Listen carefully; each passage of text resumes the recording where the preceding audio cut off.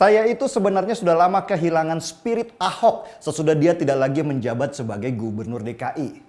Dulu begitu banyak bahan tulisan saya tentang Ahok karena dia melakukan perubahan-perubahan ekstrim di DKI.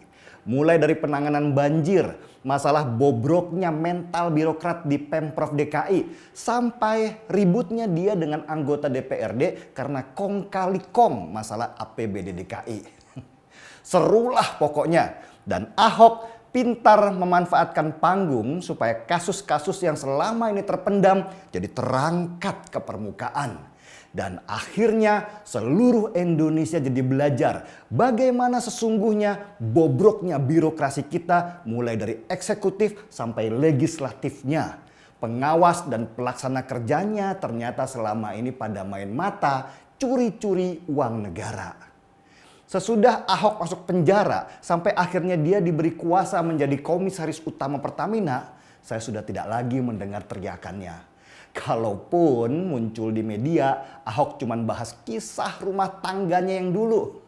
Nggak penting, recehan, dan tidak ada pelajaran yang didapat di dalamnya. Mirip gibahan emak-emak komplek waktu ngumpul di tukang sayuran.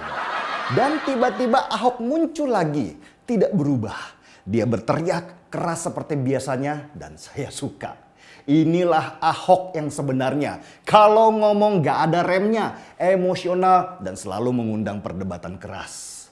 Ahok kali ini bersuara keras tentang bobroknya situasi di Pertamina.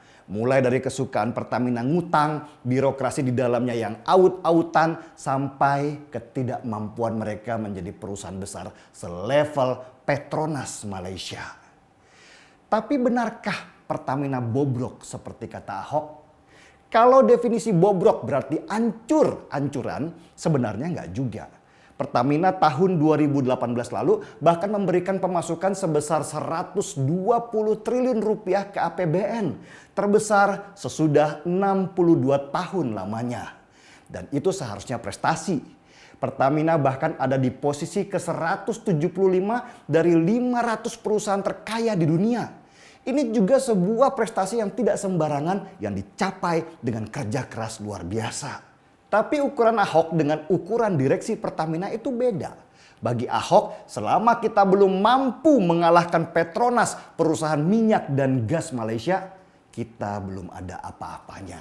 Seharusnya Pertamina ada di atas Petronas karena kalau dibandingkan dari banyak sisi, sebenarnya Malaysia nggak ada apa-apanya dibandingkan Indonesia.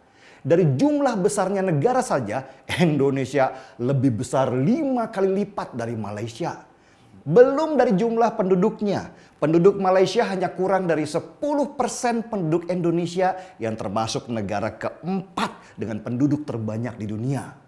Negara Malaysia jumlah penduduknya hanya sebanyak penduduk Jawa Tengah, bahkan kalah.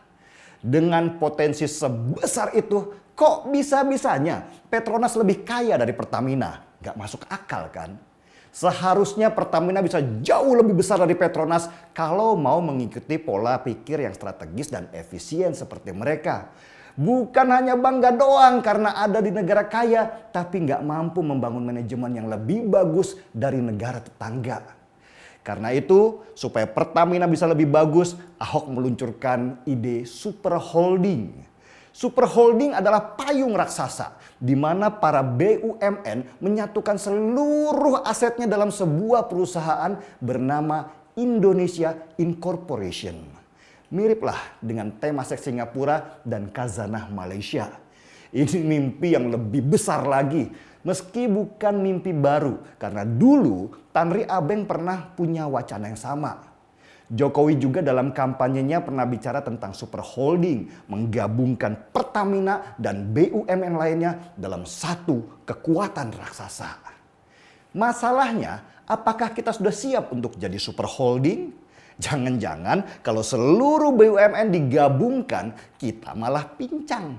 Bayangkan aja kalau Pertamina dan Jiwasraya sama-sama BUMN, tapi yang satu untung dan satunya lagi rugi besar ada dalam sebuah wadah, ya pincanglah kita.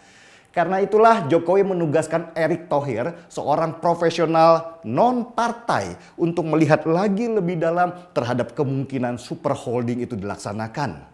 Dan Erick dengan tegas bilang belum saatnya. Dia harus melakukan banyak kerja, memberesi masalah di BUMN lain supaya mereka siap untuk digabungkan. Ahok, Jokowi, dan Erick Thohir tidak ada perbedaan dalam visi dan misi. Yang beda cuman caranya doang. Ahok lebih beringas, Jokowi lebih kalem tetapi mematikan, dan Erick Thohir dalam sisi profesionalnya. Kalau mau pakai ukuran Ahok, semua BUMN kita pasti bobrok. Dan supaya tidak bobrok harus ada Ahok lainnya di dalam seluruh BUMN kita. Setuju? Seruput kopinya.